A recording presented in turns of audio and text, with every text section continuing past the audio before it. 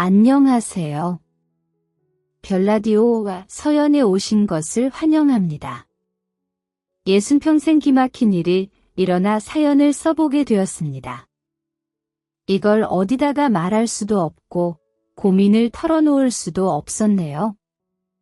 참으면 병이 된다고 하던데 저도 이제 힘들었던 날들을 훌훌 털어버려야지 하는 마음으로 이름을 숨기고 제 이야기를 털어놓아 볼까 합니다. 바깥 양반을 일찍 먼저 보낸 후에 저에게 남은 건 아들 하나뿐이었습니다. 그래도 아들이라고 든든하더라고요. 엄마 힘들까 봐 중학생이 될 무렵부터 신문 배달을 시작하고 전단지를 돌리면서 용돈을 벌어 봉투에 돈을 곱게 담아줄 만큼 착한 아들이었습니다. 이렇게 마음이 고운 아이인데 커서도 속 안 썩이고 효도를 하겠지 싶었습니다. 하지만 성인이 되고 나서 친구를 잘못 사귀었는지 환경이 그렇게 만들었는지 점점 좋지 않은 길로 걷게 되더라고요. 아들이 대학을 진학했다며 저에게 등록금을 받아갔지만 사실은 거짓말이었습니다. 알고 보니 고시원 골방에서 주식을 하고 있더라고요. 어떻게 알았냐고요? 원래 하숙집을 구해줬는데 하숙집 아주머니께서 저에게 먼저 연락을 하셨습니다. 아드님이 갑자기 방을 빼겠다고 하더라고요. 고시원에서 혼자 살겠다면서요? 그런데 월세가 몇 달치 밀려 있어서요. 제가 분명 아들한테 전달했을 텐데요. 그래요. 저한테 글쎄 나중에 준다고 하더니 밤중에 짐 싸들고 도망을 갔지 뭐예요? 결국 아들 친구들에게 수소문한 끝에 아들이 머물고 있다는 월 20만 원짜리 고시원을 알아냈고 찾아가 그 방을 열자마자 경악하고 말았습니다. 발 디딜 틈도 없이 어질러진 방에 쾌쾌한 냄새부터 나더라고요. 아들은 그 안에서 구부정하게 앉아 컴퓨터 화면에 얼굴이 들어갈 것처럼 집중하고 있었습니다. 보니까 주식을 보고 있더라고요. 저를 보더니 깜짝 놀라는 겁니다. 엄마가 얘기를 어떻게 했어? 너 지금 이게 무슨 상황이야? 엄마한테 언젠간 얘기를 하려고 했어. 근데 지금은 시기가 안 좋아서 지금 학교에 가 있을 시간 아니야? 엄마 사실 나 학교는 포기하고 싶어. 적성에 안 맞기도 하고 미래가 없잖아. 그냥 나 혼자 성공하려고. 그래서 엄마한테 말도 안 하고 하숙비도 몰래 가로채고 이러고 있었던 거야? 너 지금 대체 뭘 하고 있는 거야? 정신 안 차릴래? 미안해. 엄마한테는 미리 말했어야 했는데 아들은 제 앞에서 무릎을 꿇었고 울기 시작했습니다. 대체 무슨 일이 있었길래 이렇게 살고 있나 싶어 추궁하기 시작했습니다. 솔직하게 말해. 엄마한테 연락도 안 하고 오라고 해도 오지도 않고 주식만 하고 있었던 거지. 돈은 어째서 엄마가 비상금 하라고 돈도 줬잖아. 다 날렸어. 미안해. 엄마 그걸 다 날렸다고 그럼 너 설마 하숙비도 몰래 빼돌려 주식으로 잃은 거야? 그게 처음에는 잘 됐어? 100만 원으로 시작을 했는데 금방 1000만 원이 되더라고. 내가 확실한 기법을 깨달은 줄 알았어. 그래서 가진 돈을 싹싹 긁어서 투자했는데 그걸 몽땅 날렸어. 그런데 이렇게 다 날리기엔 너무 억울하잖아. 그래서 마지막으로 복구만 하자 싶어서 해석배를 잠시 갖다 빌렸을 뿐이야. 다시 돌려넣으려고 그랬어. 원래 주식이라는 게 한 번 깨우치면 기하급수적으로 돈을 벌 수 있다니까. 너 진짜 엄마 속상하게 할래? 엄마 가슴에 대모들기 하고 박아야겠어? 그래서 말인데 엄마 나 딱 100만 원만 꿔줄 수 있을까? 내가 진짜 이번에는 확실해서 그래. 하숙비도 엄마한테 꾼 돈도 일주일 만에 다 갚을 수 있어. 약속할 게 미쳤어. 미쳐도 제대로 미쳤어. 너 당장 짐 싸. 엄마 왜 그래? 몰라서 그래 하라는 공부는 안 하고 주식을 해? 너는 혼자 있으면 안 되겠어. 오늘부터 엄마랑 같이 살아. 내가 다시는 너 독립시켜주나 봐라. 20살 아들이 저지른 사고는 상상 이상이었습니다.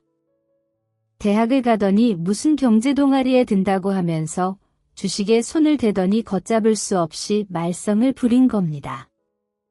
애가 철이 없어서 그러겠거니 여기기에는 너무 한심하더라고요. 20살짜리 애가 경제를 얼마나 알겠어요? 제가 볼 땐 투자가 아니라 도박이었습니다. 가까스로 하숙비와 투자금 명목으로 묶인 돈을 해결하고 아들의 일거수일투족을 감시하기 시작했습니다. 감시하지 않으면 또 어디서 무슨 짓을 저지를지 모르기 때문에 긴장을 놓지 말아야 했습니다. 오늘부터 여기서 등교해. 시간표 나한테 있고 학교에 있는지 일일이 사진으로 확인받을 거니까 그런 줄 알아? 엄마 여기서 학교까지 얼마나 먼데 왕복 3시간은 걸릴걸. 왕복 5시간이어도 집에서 등교해야지. 내가 저지른 짓이 있는데 그리고 너 학교 마치면 바로 집으로 와. 당분간 친구도 만나지 말고 저녁은 집에서 꼬박꼬박 먹어. 그리고 지금부터 취업 자리 알아봐. 사람이 노동으로 돈을 벌 생각을 해야지 일도 안 하고 잔꾀를 부리면 어떻게 되는지 알아. 패가 망신하는 거야? 엄마가 그때 너를 고시원까지 찾아갔으니 망정이지. 계속 거기서 주식이나 하고 있어봐. 내 인생 거기서 끝났을지도 모를 일이야. 엄마 잔소리가 싫고 짜증나면 얼른 취업부터 해. 그러면 내가 널 어른으로 인정해줄게. 잘못한 건 아는지 아들도 이후로는 말 없이 순순히 제 말을 따르더라고요. 그때부터 아들은 달라지기 시작했습니다. 나름 공부도 열심히 해서 학점을 잘 받아 장학금도 받게 되었고 졸업하기도 전에 나름 연봉도 괜찮은 중견기업에 취업도 하게 되었습니다. 그제야 아들은 저에게 이런 말을 건네더라고요. 그때 엄마가 날 붙잡아주지 않았더라면 나는 완전히 망했을 거야. 고마워. 엄마 나이가 들면 철이 든다더니 아들도 취업을 하더니 성실한 사회인이 되어 매일 지각도 하지 않고 꼬박꼬박 출근을 하더라고요. 열심히 결혼 자금을 모으겠다고 하더니 결국 저희 아들은 입사한 지 3년 만에 참한 며느리를 데려와 결혼을 허락받았습니다. 아들의 결혼식을 혼주석에서 볼 때 정말 눈물이 멈추지 않더라고요. 아마도 그건 기쁨의 눈물이었던 것 같습니다. 남편 없이 혼자 아들을 키워 어엿한 가장으로 만들었구나 싶어 뿌듯한 생각이 들었습니다. 이제 더 이상 바랄 게 없었어요. 조금만 더 욕심을 내자면 둘 사이에서 아이를 낳아 자식을 키우는 행복을 느끼며 살길 바랄 뿐이었습니다. 제 바람대로 아들 부부는 결혼한 지 1년 만에 저에게 손자를 안겨주었습니다. 그때부터 제 관심은 온통 손주뿐이었습니다. 길을 지나가다가 장난감 가게만 지나가도 멈춰서서 들여다보며 이건 손주가 좋아하는 건데 하며 양손 가득 장난감을 사기도 하고 손주가 집에 올 때면 애가 좋아한다고 했던 걸 잔뜩 사서 기다린 적도 많았어요. 그리고 하루에 사진을 적어도 10번 이상은 봤네요. 봐도 너무 좋고 행복한 게 이게 손주를 사랑하는 마음인가 싶더라고요. 기억은 까마득하지만 아들을 키울 때보다 훨씬 더 애틋한 마음이 드는 겁니다. 저도 정말 신기한 경험이었네요. 이대로 저희 가족 건강하게만 살게 해달라고 새해가 될 때마다 빌었습니다. 모든 걸 잃었으니 바라는 건 건강 하나뿐이라고 여겼죠. 하지만 제 인생의 불행은 가장 행복할 때 다가왔습니다. 그것도 갑작스럽게 말입니다. 손자가 10살이 될 무렵이었습니다. 10살 기념 생일을 축하하던 날 아들이 저에게 묻더라고요. 엄마, 다음 주에 뭐 일정 있어? 아니, 없는데 왜 우리 지호 좀 봐줄 수 있나 해서 손주 봐달라는 말은 언제나 환영이지. 그런데 무슨 일 있어? 아니, 다음 주에 우리 결혼 기념일이 있어서 둘이서 여행이나 좀 다녀올까 하고 지호 키우느라 바빠서 제대로 여행 한 번도 못 가봤잖아. 그래, 둘이서 오붓하게 다녀와. 지호는 걱정하지 말고 내가 잘 보살피고 있을 테니까 그냥 등학교만 잘 시켜주고 밥만 잘 챙겨주면 돼. 학원 가고 이런 건 알아서 할 거야? 아들은 결혼 기념일을 맞아 며느리와 강원도로 여행을 다녀오겠다고 했습니다. 그때까지만 해도 저는 그저 즐거웠습니다. 손주와 오랜만에 시간을 보낼 수 있게 되었으니까요. 신나서 손주가 좋아하는 반찬을 하며 기다렸습니다. 아들 부부의 여행 일정은 2박 3일이라고 했습니다. 보통 여행을 가면 사진을 보내주거나 전화를 하곤 했는데 이상하게 그날따라 연락이 없는 겁니다. 워낙 오랜만에 여행을 간 곳이니 마음껏 즐기고 있나 보다 싶어서 내버려 두었습니다. 오붓하게 부부 여행을 갔는데 시어머니가 전화를 해대면 며느리가 불편하잖아요. 원래대로라면 아들 부부의 여행 일정이 맞췄어야 할 시간이었지만 그때도 연락이 없었습니다. 그리고 그날 새벽 저는 경찰서에서 연락을 받게 되었습니다. 김세준 씨 가족 되십니까? 네, 엄마인데요. 그 이후의 말을 듣고 혼절해 버렸습니다. 제 아들 부부가 실종되었다는 겁니다. 조그마한 나룻배 같은 걸 빌려서 타고 멀리까지 갔다가 글쎄 배만 발견되고 사람이 사라졌다는 겁니다. 경찰 말로는 배가 뒤집어져 있는 걸로 보아 태풍으로 인해 물속으로 빠진 사고일 거라고 추측한다는데 그 말을 듣는 제 마음은 어떻겠습니까? 하루아침에 아들과 며느리를 잃어버렸는데 제정신일 리가 없잖아요. 바로 경찰에게 울면서 제발 좀 찾아달라고 사정사정했습니다. 그러다가 기절을 하고 다시 깨어나니 병원이더라고요. 깨어나자마자 내가 들은 건 모두 꿈이었으면 싶었지만 현실은 가혹했습니다. 그때까지도 아들 부부를 찾지 못했고 저는 속이 타들어가는 마음을 붙잡고 계속 눈물만 흘렸습니다. 워낙 물이 깊고 넓은 곳이라 찾는데 어려움이 있다고 하더라고요. 핸드폰 신호도 거기서 멈추고 더 이상 생활 반응이라는 게 없는 걸로 보아 조심스레 사망을 추측한다고 하는데 그 말을 듣고 저도 정신을 붙들고 있을 수가 없었습니다. 당장 그곳으로 달려가 맨몸으로 물속에 들어가겠다고 난리를 치며 오열했습니다. 살고 싶지 않은 마음이 굴뚝 같았고 모든 걸 포기하고 싶었지만 하나 남은 우리 손주를 혼자 둘 순 없었습니다. 손주는 둘째, 부모를 둘 다 잃은 고아가 되어버린 거잖아요. 손주의 처지가 너무 불쌍하고 안타깝더라고요. 내가 마냥 울고 있기에는 해야 할 일이 많다고 느꼈고 그때부터 손주를 제가 맡아 키우기 시작했습니다. 아직 아들 부부가 발견된 건 아니니까 기적처럼 살아 돌아올 것이라 믿었어요. 하지만 제 기대는 시간이 지날수록 좌절로 바뀌었습니다. 계절이 몇 번이나 지났지만 아들 부부는 깜깜무소식이었습니다. 발견되지 않았으니 장례도 치를 수 없어 답답할 노릇이었습니다. 나중에는 제발 찾아서 장례라도 치러줄 수 있었으면 좋겠다는 생각이 들더라고요. 주변의 권유로 교회도 가보고 절도 가보며 기도를 할 수 있는 신께 전부 빌었습니다. 제발 찾게 해달라고요. 영혼이라도 달래주고 싶은 마음이 굴뚝 같았습니다. 아들과 며느리의 사고는 삽시간에 소문이 퍼져 동네 사람들이 다 알게 되었습니다. 모두들 저를 위로해 주더라고요. 남편을 앞세우고 자식과 며느리까지 앞세우게 되었으니 어쩌면 내 팔자에 문제가 있는 게 아닐까 싶어 부끄럽기 시작하더라고요. 그래서 남들 몰래 무당을 찾아가 굿을 올린 적도 있었습니다. 모든 게 제 탓 같아서 마음이 견딜 수 없었거든요. 여자가 기가 세면 남편을 잡아먹는다고 하더니 어쩌면 내 팔자가 아들까지 잡아먹는 팔자가 아닐까 싶어 끊임없이 스스로를 자책했습니다. 그렇게 제정신이 아닌 상태로 손주를 보살피며 시간을 보냈습니다.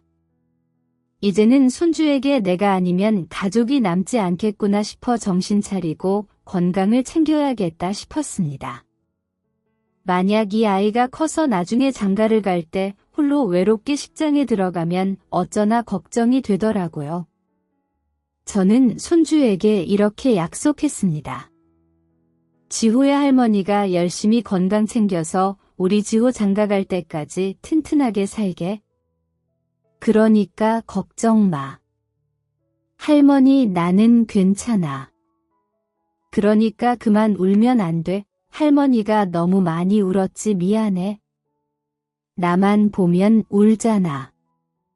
너무 미안해서 그래.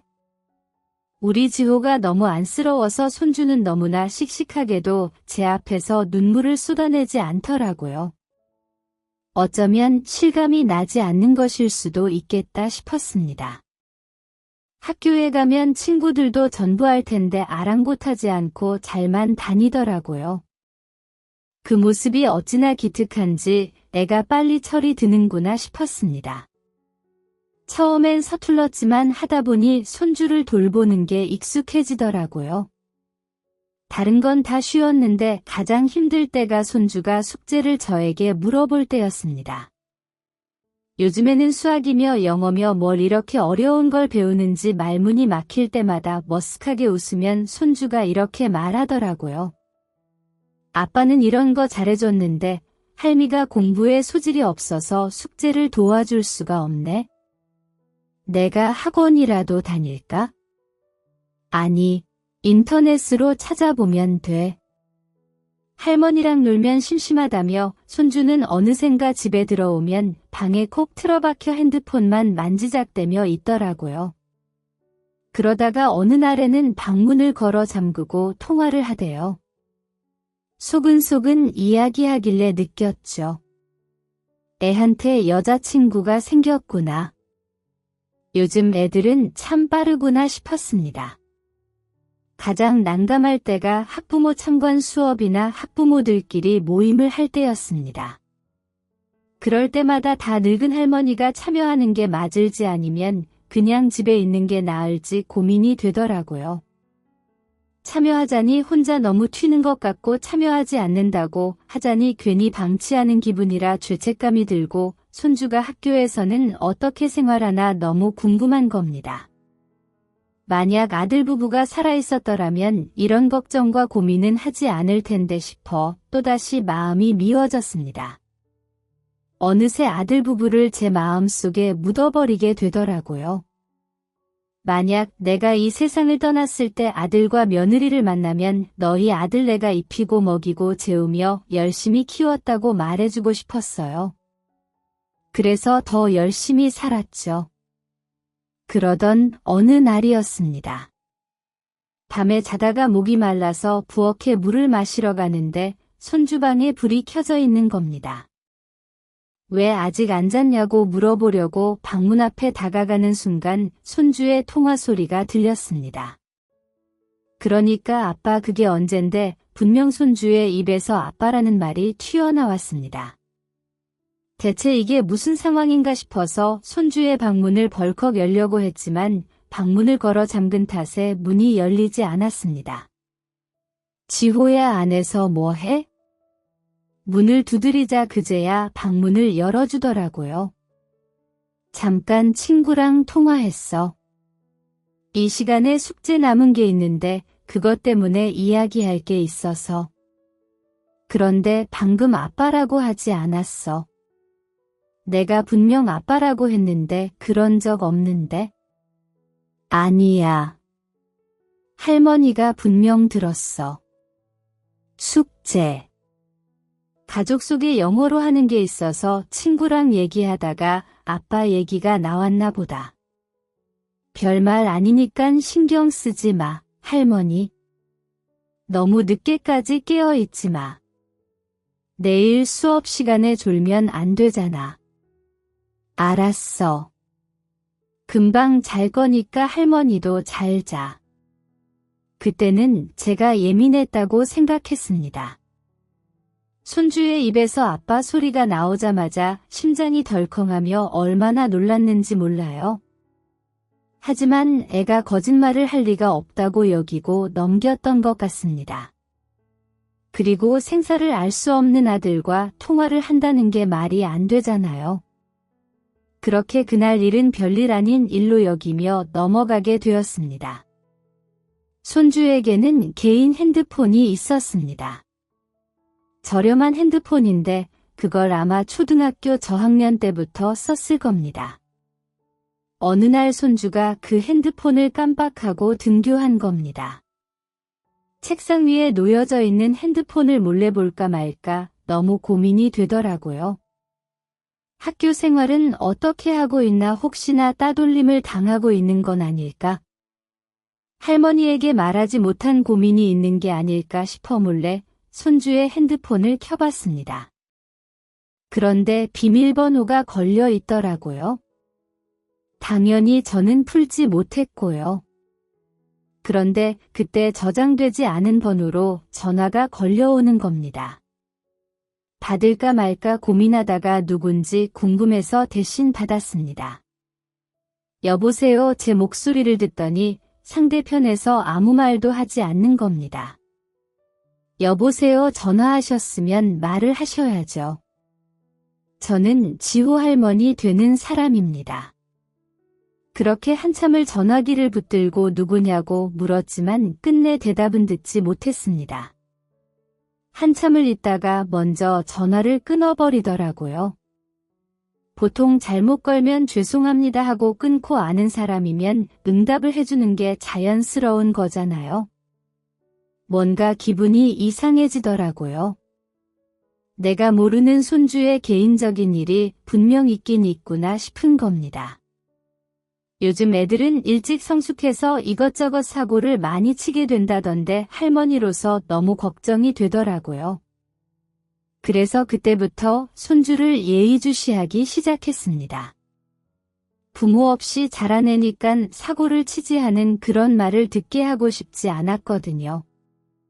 오냐오냐 키우는 것도 좋지만 애가 말썽을 피우면 초반에 바로 잡는 것도 할머니의 역할이라고 생각했습니다.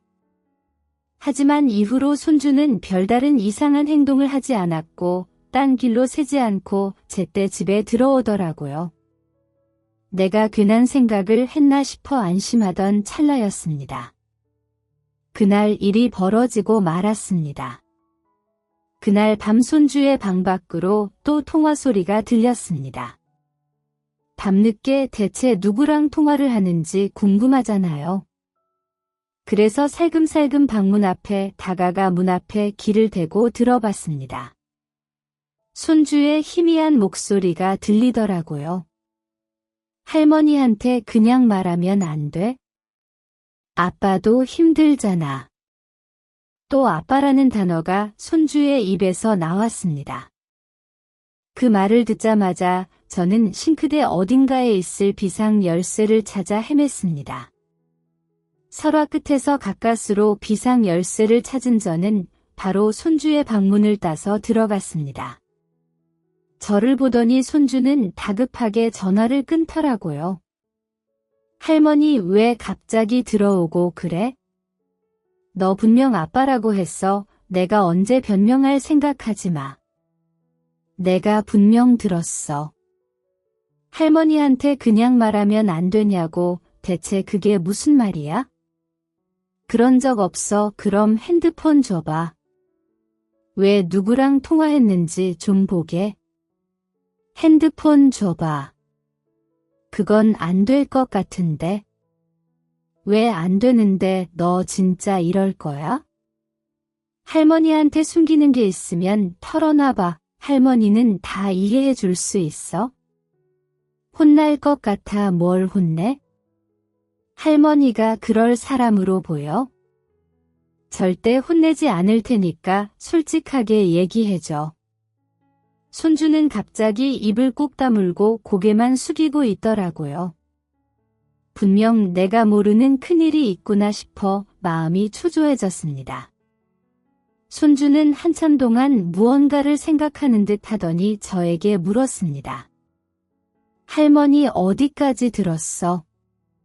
다 들었지. 그러니까 걸어 잠근 문까지 비상열쇠로 열고 들어왔지. 다 듣지 못했지만 통화 내용을 다 들은 척 거짓말을 했습니다.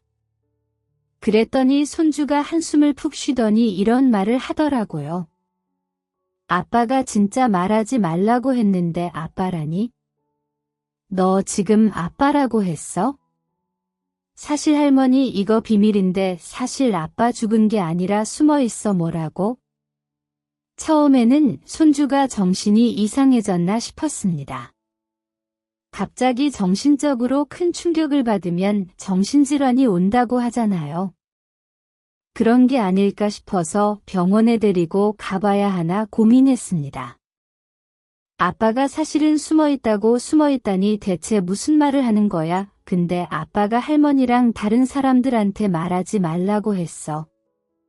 우리 둘이 비밀로 하자고. 그러니까 아빠가 어디 있는데? 강원도 어디? 진짜 말하면 안 될 것 같은데 너 당장 핸드폰 줘봐. 핸드폰은 왜? 당장 손주의 핸드폰을 빼둬서 비밀번호를 풀어보라고 했습니다. 끝까지 추궁하자 손주도 어쩔 수 없이 비밀번호를 알려주더라고요. 최근 통화 기록을 보자. 저장도 하지 않은 모르는 번호가 떡하니 찍혀 있었습니다. 손주가 핸드폰을 집에 놓고 갔던 그날, 제가 받은 그 번호와 일치했습니다. 온몸에 소름이 돋더라고요. 이러고 있을 때가 아니었습니다. 다급하게 손주의 손을 붙잡고 나가자고 했습니다. 할머니 왜 그래? 앞장서 당장 아빠 있는 곳으로 가자고. 혼내지 않기로 했잖아. 혼내는 거 아니야. 확인만 좀 하고 싶어서 그래. 아빠가 있다는 곳 너는 알고 있지? 당장 가자고. 그렇게 저는 아무 택시나 붙잡고 강원도에 가줄 수 있냐고 물었습니다. 가는 내내 어찌나 심장이 쿵쿵 뛰는지 모릅니다. 숨이 거칠게 쉬어질 정도로 떨리더라고요. 손주는 핸드폰에 저장된 주소 하나를 택시 기사에게 보여주었고 저는 떨리는 가슴을 겨우 진정시키며 손주를 따라 강원도로 향했습니다. 도착한 후 너무 놀랐습니다. 무슨 산길을 굽이굽이 들어가더라고요. 포장도 되지 않는 길이었고 택시기사도 더 이상 들어갈 수 없다며 난감해하더라고요. 결국 저희에게 걸어가실 순 없겠냐며 길을 알려주시더라고요. 손주와 저는 택시에서 내려 산길을 또 걸어갈 수밖에 없었습니다. 그 길을 걸을 때만 해도 솔직히 긴가인가 했습니다. 손주 말만 믿고 여기까지 왔는데 만약 누군가가 장난을 친 거면 어쩌나 싶은 겁니다. 만약 그런 거라면 슬픔을 감당할 수 없을 것 같았습니다.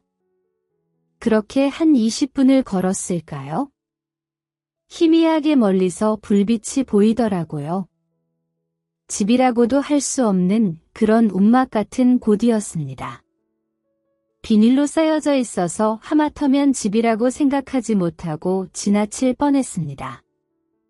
저는 조심스레 그곳으로 들어가 보았습니다. 그리고 경악할 광경을 보고 말았습니다. 간이 침대에 누워있는 남자는 다름 아닌 제 아들이었습니다. 수염을 기르고 머리도 덥수룩하게 자라 못 알아볼 뻔했지만 저는 보자마자 아들이라는 걸 알아챘습니다. 저희의 인기척을 느꼈는지 아들은 벌떡 일어나더라고요. 그리고 저와 눈이 마주쳤고 얼어붙어 버렸습니다. 그리고 저를 향해 입을 열더라고요. 엄마 네가 어떻게 엄마 그게 있잖아. 듣기 싫어? 저는 배신감에 치를 떨며 그 집을 뛰쳐나왔습니다. 그랬더니 아들도 같이 나와 저를 붙잡더라고요. 엄마, 내 말 좀 들어봐. 내가 어떤 마음으로 살았는데, 자식 앞대하고 어떤 심경으로 살았는데 미안해. 정말 미안해. 하지만 나도 어쩔 수가 없었어. 내가 나한테 이러면 안 되지 어떻게 나한테 이래? 내가 다 말할게. 그러니까 엄마 제발 내 말 좀 들어주면 안 될까? 아들은 무릎을 꿇고 눈물을 흘렸습니다. 모든 게 꿈만 같았습니다. 죽은 줄 알고 있었던 아들이 살아 있었다니요. 그때 며느리가 문득 떠올랐습니다. 며느리는 어딨어? 따로 살고 있어? 그럼 너희 둘이 꾸민 짓이야? 어쩔 수가 없었어? 나도 살고 싶었어 아이고 이놈아. 그렇다고 그런 짓을 저질러 이 한심한 놈아. 아들의 등을 수차례 때리면서 오열했습니다. 화가 났고 보냈지만 한편으로는 안도감이 들더라고요. 제발 찾기만 해달라고 빌었던 아들과 며느리가 살아있었다니 솔직히 상상도 하지 못했거든요. 겨우 놀란 마음을 진정시킨 후 아들의 말을 듣게 되었습니다. 엄마한테는 정말 미안하게 생각해. 하지만 엄마가 알게 되면 분명 내 계획을 말렸을 테니까 어쩔 수 없이 한동안 비밀로 해야겠다 싶었어. 나도 이렇게까지 하고 싶지 않았어. 그런데 이 방법 말고는 할 수 있는 게 없었어. 대체 왜 그랬는데 이렇게까지 해야 했던 이유가 뭐야? 그게 코인으로 빚을 좀 줬어. 뭐 코인 알아? 엄마랑 절대 주식에는 손대지 않기로 약속했었지. 하지만 회사 다녀보니 나만 뒤처지고 있더라. 남들은 코인으로 몇 배를 벌고 집도 샀다고 하는데 나는 고작 월급으로 자식까지 먹여 살려야 하니깐 막막했어. 요즘에는 투자 안 하면 바보라고 하길래 나름 열심히 공부하고 고민해서 시도한 거야. 주식보다는 코인이 더 잘 번다고 하길래 퇴근하고 나서 책도 읽고 동영상도 보면서 조금씩 사봤는데 그게 막 오르는 거야? 살 틈도 없이 가격이 치솟으니 마음이 급해지잖아. 가지고 있는 돈을 적금 넣듯이 꼬박꼬박 넣었어. 차곡차곡 수익이 쌓이니깐 자신감이 생기더라고. 이대로 간다면 집도 사고 차도 좋은 걸로 새로 뽑고 우리 아들 대학까지는 거뜬하겠다 싶은 거야. 그때가 되니깐 받는 월급이 너무 시시해지더라고. 회사에서 일할 시간에 차라리 투자를 했으면 더 벌 수 있었을 텐데 싶어서 회사까지 관뒀어. 물론 엄마는 걱정할 테니까 엄마한테는 계속 회사에 다닌다고 거짓말했고 그렇게 나는 전업 투자자로 직업을 변경했어. 내가 하는 방법에 자신이 생기니까 점점 거만해지더라. 40살까지 바짝 벌어서 일찍 은퇴하자. 그리고 우리 가족 해외여행 다니면서 노후까지 즐겨야겠다 계획을 세웠는데 갑자기 폭락을 맞이하게 된 거야. 그때까지만 해도 잠깐의 폭락이고 다시 일어설 거다 생각해서 낮은 가격에 물타기를 했어. 지금이 가장 싼 가격이라는 생각에 지인들한테 돈까지 꿔가면서 사들였지. 그런데 그게 끝이 아닌 거야? 바닥이라고 생각했는데 알고 보니 지하가 있더라고.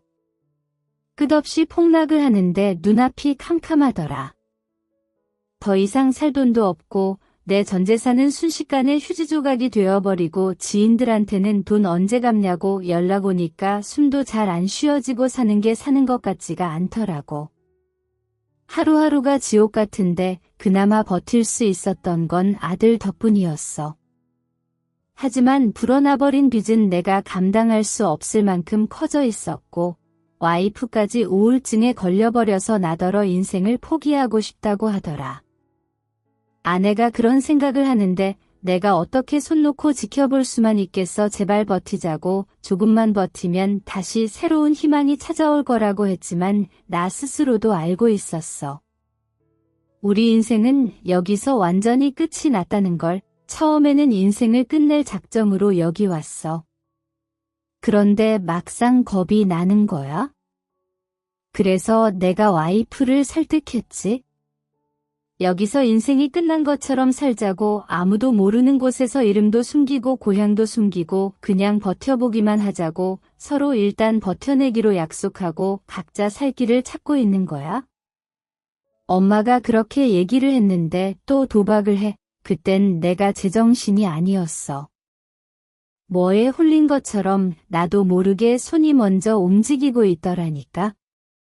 지금 생각하면 뭐에 씌인 것 같기도 하고 어쩌려고. 그래, 여기서 대체 어떻게 지낸 거야?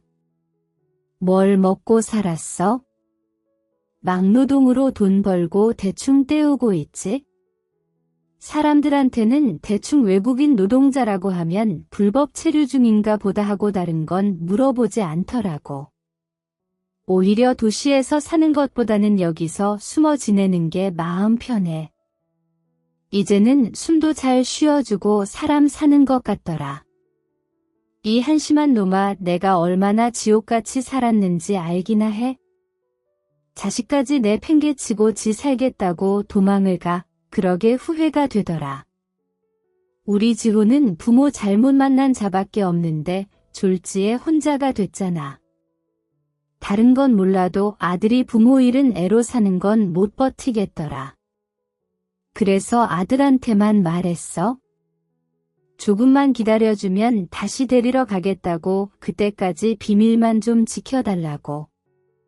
목소리가 너무 듣고 싶어서 가끔 핸드폰 빌려서 통화할 때가 삶의 유일한 낙이었어. 그것마저 안 해버리면 진짜 못 버틸 것 같더라. 결국 아들은 또 투자라는 명목의 도박을 했더라고요. 이게 제정신이 내가 할 수 있는 말인가 싶었습니다. 답답하고 화나는 마음에 주먹으로 아들을 흠씬 두들겨 팼습니다. 오늘 너 죽고 나 죽자. 여기서 지옥을 끝내버리자고. 어떻게 내가 이럴 수가 있어? 어떻게 또 거기에 손을 댈 수 있냔 말이야? 미안해. 진짜 미안해. 그것도 모자라서 죽은 척을 해? 너 오늘 내 손에 죽을 줄 알아. 다시 되돌아가려고 했어? 대체 언제 돈 많이 벌면 여기서 어떻게 돈을 많이 벌어? 신분도 없이 어떻게 해? 그동안 어떻게 살았는지 계속 추궁하자. 조금씩 털어놓기 시작하더라고요. 들어보니 아들은 그곳에서도 도박을 했더라고요. 막노동으로 돈을 벌고 도박장에서 돈을 잃고 그렇게 반복된 삶을 살았던 것입니다. 언젠가는 크게 한탕을 해서 모든 빚을 갚을 생각이었다고 합니다. 그쯤 되니 아들이 무서워지기 시작하더라고요. 이건 분명 정신병이다 싶어 아들에게 치료를 권했습니다. 너는 혼자 힘으로는 절대 안 돼. 병원에 가든 센터에 가든 치료를 좀 받아야 돼. 엄마, 나 이제 정신 차렸어. 아니, 너는 평생 정신 못 차릴 거야? 어떻게 여기까지 와서 그 지경으로 살 수가 있어? 나 지금 돌아가면 죽도 밥도 안 되는 거 알잖아. 그냥 여기서 숨어 지내고 싶어. 엄마가 지금 부탁하는 걸로 보여? 내가 지금 당장 경찰에 신고할까? 그러지 마. 부탁이야. 조금만 기다려주면 안 될까? 너 제정신 아니야? 정신 차렸다니깐 정말이야? 너만 믿고 돈 빌려줬던 사람들을 생각해봐. 그 사람들 심정은 어떻겠냐고. 나 몰라라. 도망가면 그만이야. 사람이 사고를 쳤으면 제대로 반성을 하고 책임을 져야지. 엄마가 널 그렇게 가르쳤어? 너 앞으로도 살면서 숱하게 힘든 일도 생길 텐데 그럴 때마다 이따위로 도망갈 거야? 내가 어떻게 그 많은 돈을 갚아 절대 못해. 차라리 포기하는 게 나아. 정신 똑바로 차려. 죽은 듯이 살고 싶다고 했지. 진짜로 살고 싶으면 죽은 듯이 일하면서 빚을 갚으라고. 제가 자식 교육을 잘못 시킨 탓일까요? 저는 살면서 단 한 번도 아들에게 부끄러운 모습을 보여준 적이 없다고 생각하는데 대체 뭐가 어디서부터 잘못된 걸까요? 아들의 도박 중독이 평생을 따라다니니 답답할 따름이었습니다. 한 사람의 도박으로 패가 망신한다는 말이 괜히 있는 말이 아니에요. 아들의 잘못된 선택으로 저를 비롯해 며느리, 손주 인생까지 완전히 망가져 버렸습니다. 손발을 묶어놔야 할지, 방에 가둬놔야 할지 아니면 정신병원에 보내야 할지, 어미로서 어떤 게 자식을 위한 길인지 헷갈리기 시작했습니다. 가기 싫다는 아들과 한참 실랑이를 하다가 결국 아들의 멱살을 잡고 울부짖었습니다. 제발 말 좀 들어. 엄마 미치는 꼴 보고 싶어. 부탁이니까 엄마 말 좀 들어. 결국 아들의 멱살을 잡고 질질 끌다시피 끌고 나왔습니다. 삐쩍 말라 있어서 쉽게 끌려가더라고요. 생각해보면 그날이 제 인생의 역대급 반전 드라마가 펼쳐진 날이었습니다. 어떻게 이런 일이 나에게 펼쳐질 수가 있는지 지금 다시 생각해봐도 소름이 돋네요. 집에 돌아온 저는 아들을 앉혀놓고 하나하나 물어봤습니다. 빚이 정확히 얼마나 있는데, 내가 알아서 할 게 얼마 있는데 똑바로 말 안 해. 2억 5천인가 2억 5천? 너는 그럼 그 돈을 어떻게 갚을 생각이었는데 그거야 코인으로 머리야? 그때는 분명 잘 됐으니까. 너 지금 당장 일자리부터 구해. 그리고 일 다니면서 도박 중독 치료부터 시작해. 내가 볼 때 너는 아주 심각한 상태야. 얼었어. 그리고 지금 살고 있는 우리 집 팔 거야? 시세가 3억 정도 하니까 판 돈으로 네 빚부터 갚아. 이거 엄마 유일한 재산이잖아. 이자가 눈처럼 쌓이고 있는데 그럼 그냥 냅둬. 미안하니까 내가 이제까지는 건들고 싶지 않아. 일 다니면서 월급의 반자를 나한테 반납해. 그게 조건이야. 허튼 수작 부릴 생각은 마. 월급 통장을 나한테 맡기도록 하고 반절만 너한테 줄 테니까 그런 줄 알아? 그리고 부업도 시작해. 아침에 신문 배달을 하든 우유 배달을 하든지 새벽에 일어나서 밤까지 죽도록 일만 해. 주식이랑 코인에 손도 댈 수 없을 만큼 피곤해질 때까지 돈만 벌어. 무슨 말인지 알겠어? 엄마 너무 미안해. 이번이 진짜로 마지막이야. 너 마지막 기회까지 날려버리면 어떻게 되는지 알아? 너 내 손으로 정신병원에 가둬버릴 거야. 엄마가 어떤 마음으로 집을 팔아 네 빚을 갚아줬는지 똑똑히 기억해. 소식을 들은 며느리도 집으로 돌아와 제 앞에서 엎드린 채 오열을 하더라고요. 어머님 정말 죄송합니다. 제가 죽을 죄를 지었어요. 남편이 정신을 못 차리면 너라도 정신을 똑바로 차려야지. 이게 부부가 쌍으로 할 짓이야? 희망이 없었어요. 더 이상 살고 싶지가 않았어요. 죄송합니다. 정말 저도 후회가 많이 됐어요. 그렇게 저희 가족은 한바탕 소동을 끝으로 다시 만나게 되었습니다. 결국 저는 아들의 빚을 갚아주기 위해 집을 팔게 되었고 단칸방의 월세로 살기 시작했습니다. 주변에서는 다들 왜 대신 갚아주냐며 말리더라고요. 하지만 엄마로서 가만히 있을 수가 없었습니다. 아들이 진짜로 죽게 생겼는데 그걸 내버려둘 수 있는 부모가 몇이나 될까요? 벽에 곰팡이가 있는 단칸 지하방을 보더니 아들은 눈물을 흘리며 저에게 약속하더라고요.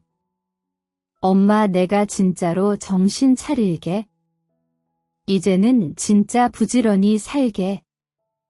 아들은 한동안 배달 일을 하며 돈을 벌더니 나중에는 기숙사를 제공하는 공장에 들어가 3교대 일을 하기 시작했습니다.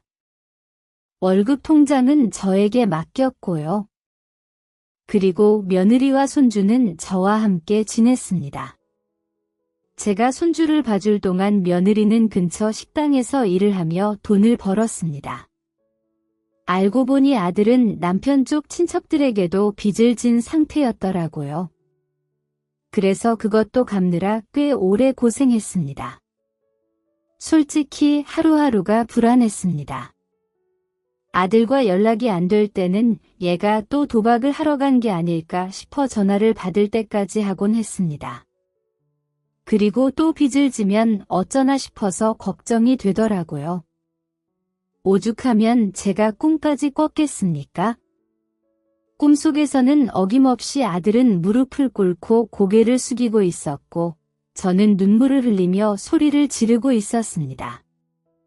화들짝 놀라서 잠에서 깨보며 꿈이라는 사실을 확인하고 얼마나 안도를 했는지 몰라요. 저에게는 악몽과도 같았던 시간들이었지만 그래도 시간이 약이라는 말처럼 1에서 2년 지나고 나니 조금씩 마음이 진정되더라고요. 3년이 지난 지금 아직까지는 아들이 별다른 말썽을 부리지 않고 있습니다.